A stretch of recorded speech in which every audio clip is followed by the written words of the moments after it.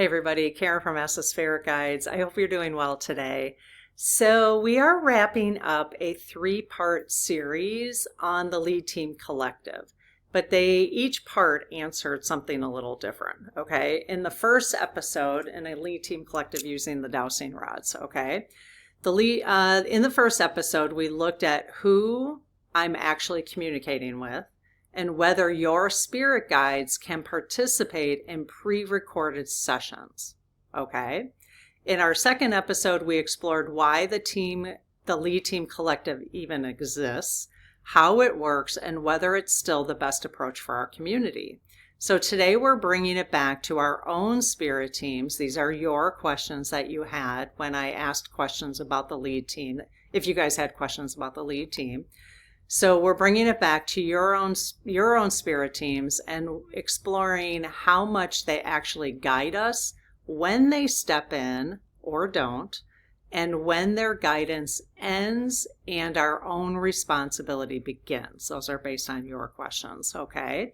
So I have got 18 questions related to this. So I'm excited to see what we can learn today. If you want to see part 1 and part 2, at the end of this video, I will put, you get these pop-up screens, and if you can try to get your cursor over to them. Sometimes I have the hardest time getting my cursor over to them. I think you have to pause the video and then, try to get your cursor up there and pop on it. Anyways, I will put part 1 here and part 2. I don't know that we're going to label on part 1 and part 2, but just so you know, I will put them at the end of this video. So if you want to click on one, you can find them easily. Should I put them in the description? I can put them in the description too. I'll put the series in the description as well. Okay, in all 3 of the videos. All right, we got our little prayer, and then we will ask the questions. So I close my aura to all but my higher self, the God consciousness, my guides, guardians, the Lead Team Collective, and only those of the highest and purest light, and ask Archangel Michael to please protect my channel, your channel, our community, and the Lead Team Collective, so it is all of the highest and purest light. Amen. You might be wondering what I'm doing here with this paper. So there's a part of this prayer that I keep referring back to because I want to add it, and I haven't memorized it yet. So I keep looking for the paper. I need to put it on a sticky note so I have it up in front of me. Okay, so I also ask Archangel Michael to escort all low energies away from me and to the light. Thank you. Thank you. Thank you, Archangel Michael. Okay. So, Lead Team, hello. How's it going today? Thank you so much for partnering with us. We really appreciate it. So, we've got additional questions, as always, regarding spirit teams this time. And I'm assuming you have answers for us? Yes? Okay, very cool. All right, question number 1. And just so you know, at the end of the episode, I'm going to continue opening some packages I recently got in the P.O. box. I'm just going to open one at the end of each episode until I get through them. Okay. So lead team, is everyone assigned a lead team before they are born? No. Is everybody assigned a spirit team before they are born? Yes. Are there people who move through life without a spirit team? No. No. It reminds me of like NPCs and holograms. People are saying, if there is any kind of entity like that on Earth, do they have spirit teams? Yes. Okay. So they actually are a spirit. They're just here for a different reason. Yes, we got to do an episode on this. I need to make a note, and I'll post a poll about this, okay? Okay.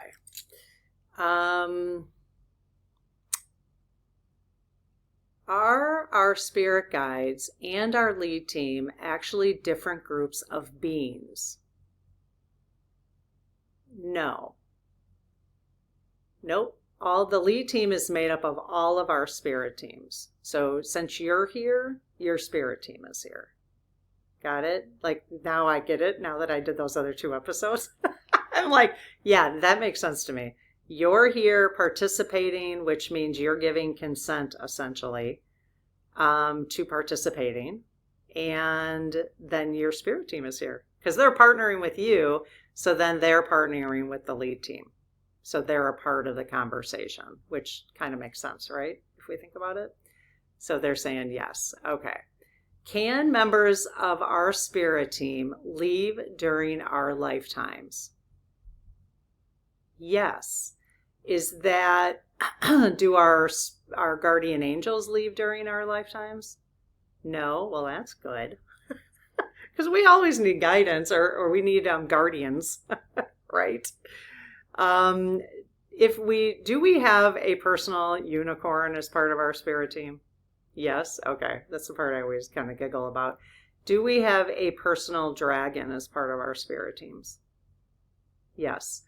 And do the personal dragon and personal unicorn ever leave? Do they transition out of our team? No. Do our spirit guides change throughout our lifetimes? Yes, and that's consistent with what they've told us before. Can new members join our spirit team during our lifetime? Yes. And that would be just the spirit guides? Different guides? Yes. And could we request certain guides to join our spirit teams? I guess, yeah, we can request. If we request, will they join our spirit teams? Yes. Okay. Doesn't mean they'll be there permanently, but they're there. They know you're talking to them. Are there times when our spirit guides intentionally withdraw their presence from us? No. No.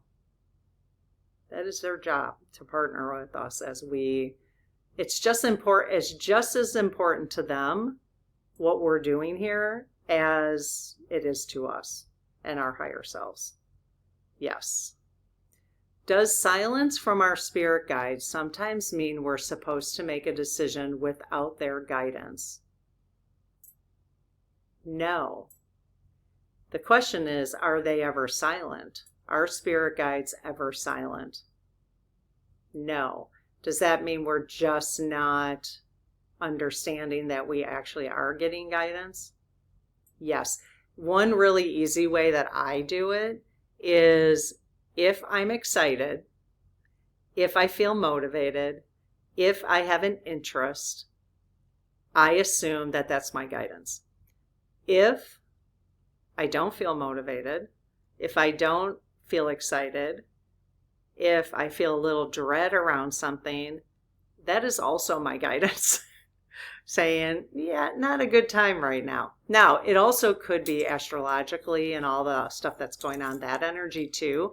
But that is, as we get older, it's really, in my opinion, that easy. I always look for like the easiest way to interpret things.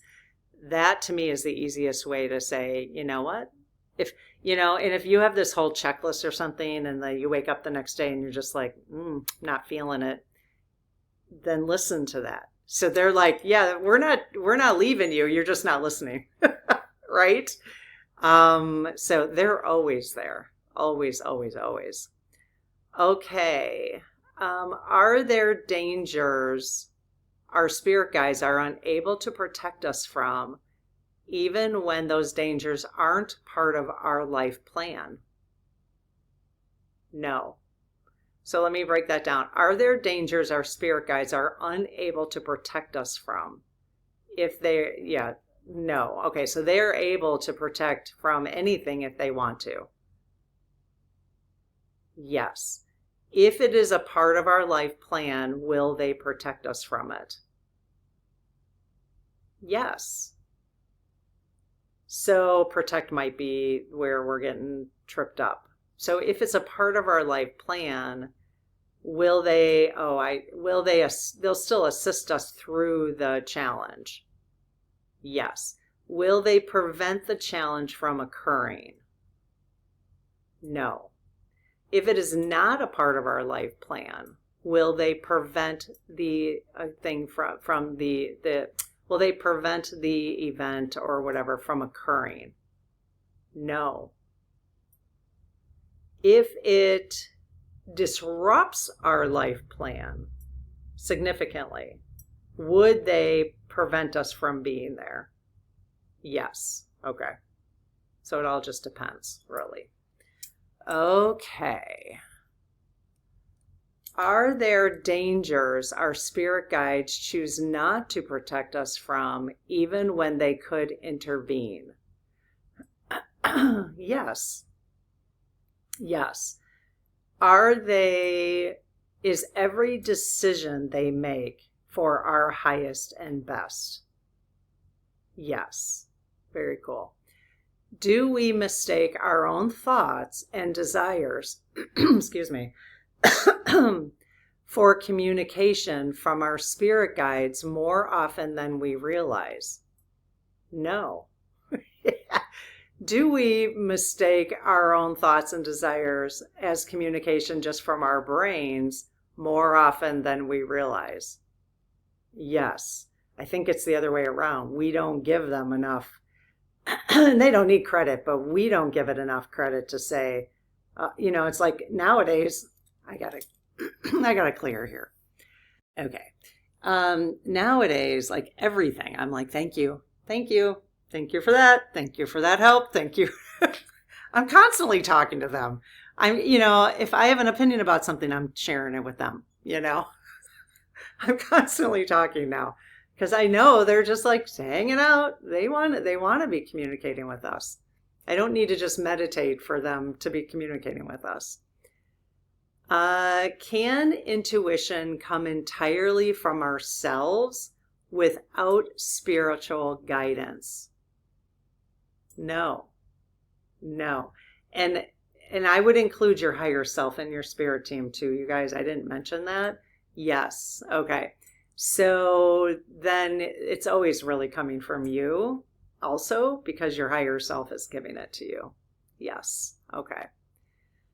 Can our spirit team influence events or synchronicities in our lives without violating our free will? Yes. Very cool. Do members of our spirit team ever disagree about what would best serve us? No. Do members of our spirit team ever disagree with our higher selves as being a part of that team? No. Okay. Maybe the word disagree is the term we're getting stuck on. Yes. So do our spirit teams converse and make decisions together? Yes. Do they converse until they make an agreement? Yes. And so they don't consider that. Do they consider that a disagreement if they converse until they make an agreement? No. Okay.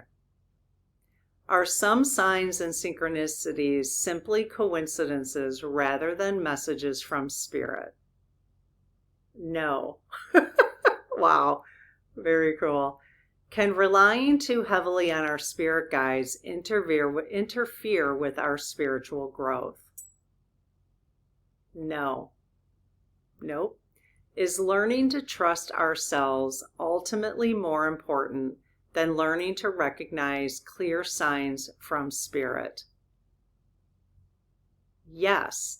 And I think by doing that, you're also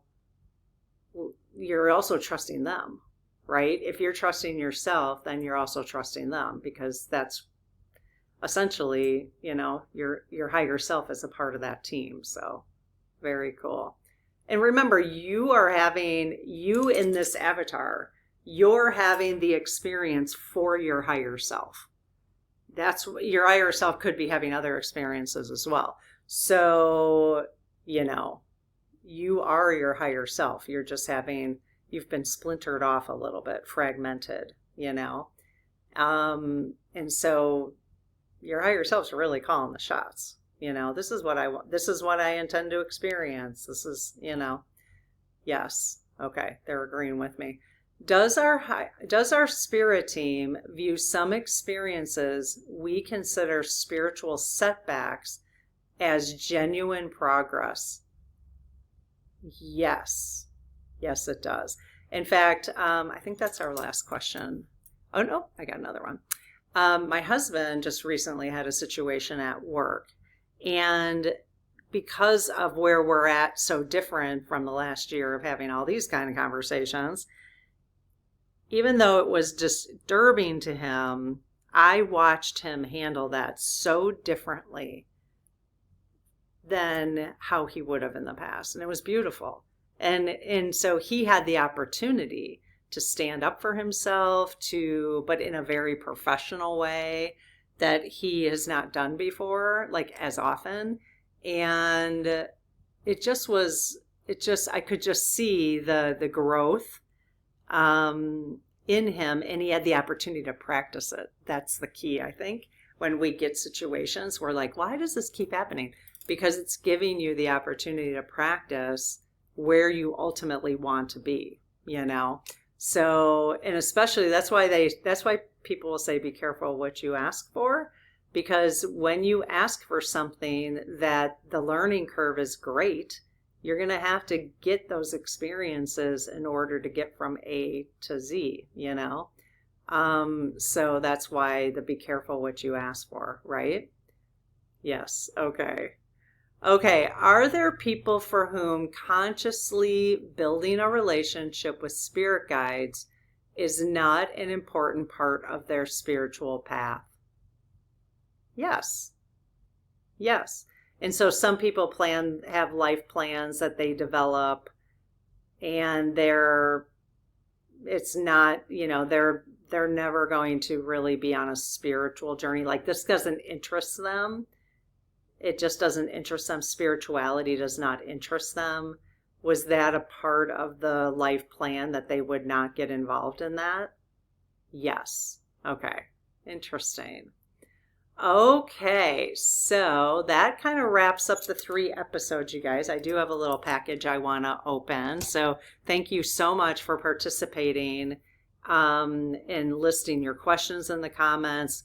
Recently, I've been doing polls. I'm going to continue doing polls every day where you can put questions in the polls based on that topic. And it's getting really fun because more and more people are participating in them. So watch for those every day on the post area of the channel. Okay. All right. I got another package. Melinda, our fairy godmother, has sent me the last 2 that I opened. I'm never going to assume they're from her, but they tend to be. So let's see. We've got, she says she's sending these on behalf of the community, and I've been using them in the community. So we've got another, yep, it's from Melinda. You are incredible. It's so funny. It just cracks me up. She says, Karen, I feel we all need to be working with our vagus nerve. I bought these for myself, and as I was looking through them, my spirit team immediately said our spirit guide family needs them. That's so sweet. So she sends stuff on behalf of the community. So she sent me 7, I'll always link these below, 70 vagus nerve exercises. What? Simple practices to ease stress, build emotional resilience, and support nervous system health. Wow. Very cool. Let me open one, you guys, and I'll give you a card today. They're not going to be cleansed, but I'll just ask Archangel Michael if you could just cleanse this deck for me.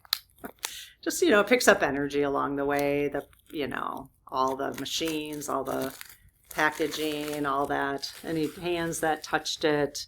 So we might as well get one right now. Very cool. I had not heard of this.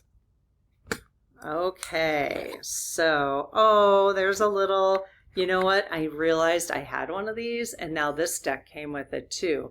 It's a little holder. So I realized I had one, and there's a little holder.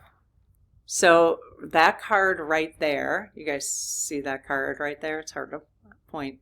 That is the card that our spirit guides that the lead team gave us for the month of August. So I thought every month, if I can remember what deck it belongs to, I think I put a note on the back because I have to. But I put that there as a reminder of what it's Crow Spirit, actually. So I put that there. And now I have a second one.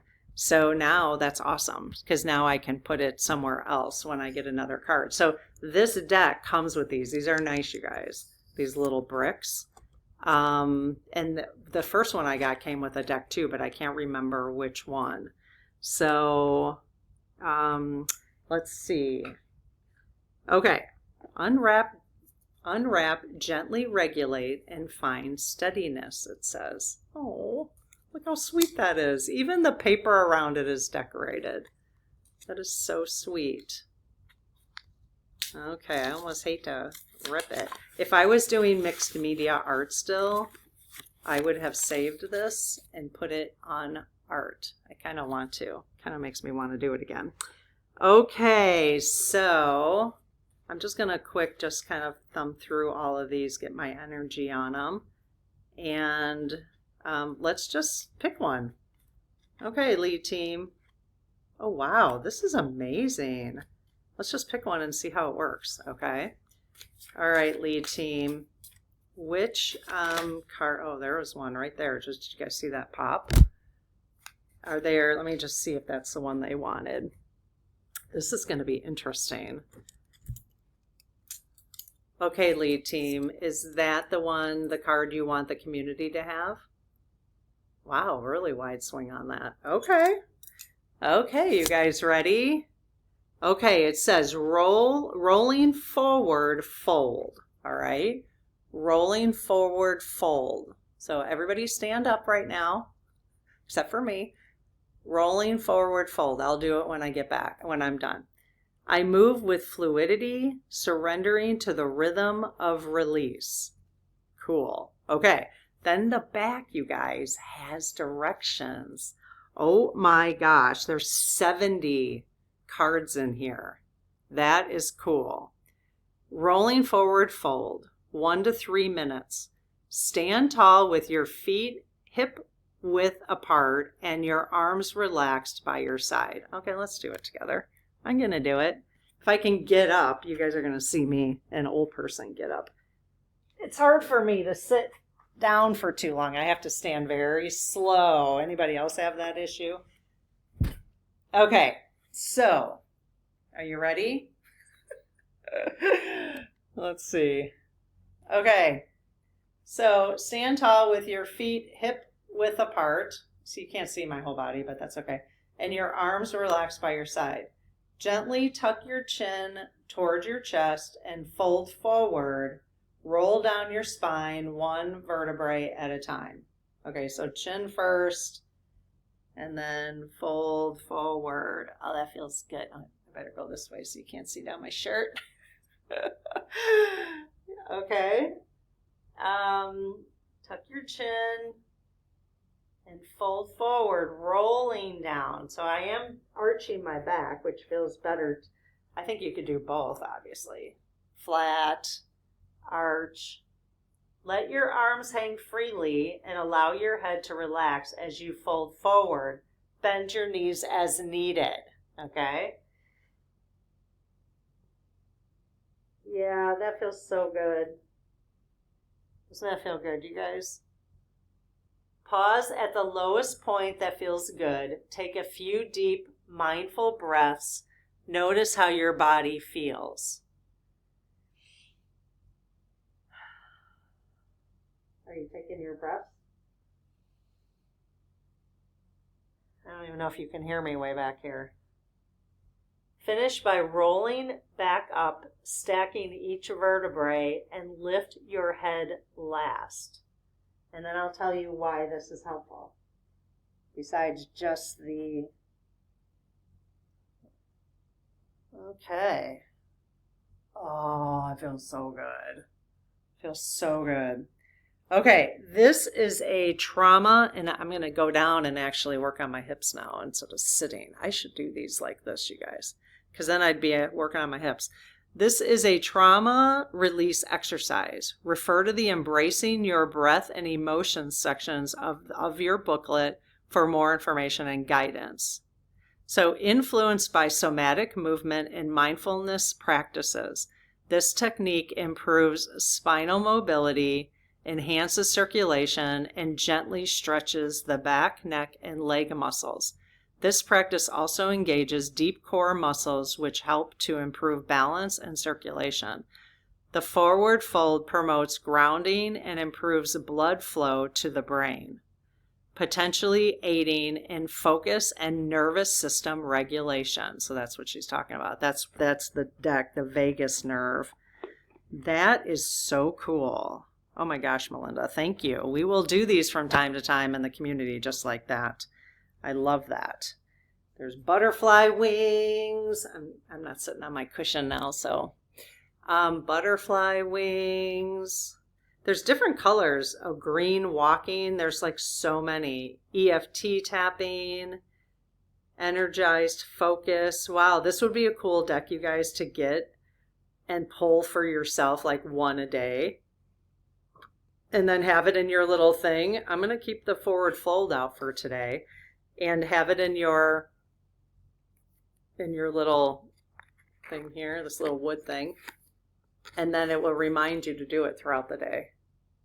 That is very cool. I love that. Thank you, Melinda, fairy godmother. All right, you guys. Yeah, one side props it open very nicely so it rests so you can see it. That's really cool. Okay. Well, I hope this was helpful, the spirit team questions, and I will see you in the next video. Okay, take care. Bye-bye.